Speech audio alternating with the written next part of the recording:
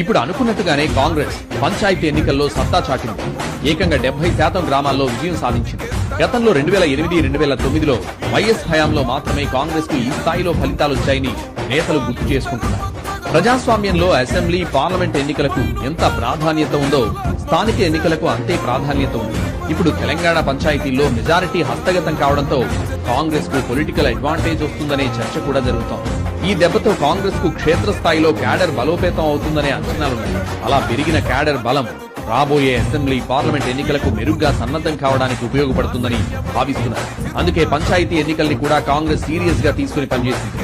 మంత్రులు, ఎమ్మెల్యేలు కూడా సీరియస్ గా తీసుకోవాలని ముందే ఆదేశాలొచ్చాయి. స్వయంగా సీఎం రోజువారీ పర్యవేక్షణ చేయడంతో పార్టీలో పై నుంచి కింది దాకా సీరియస్నెస్ వచ్చేసింది.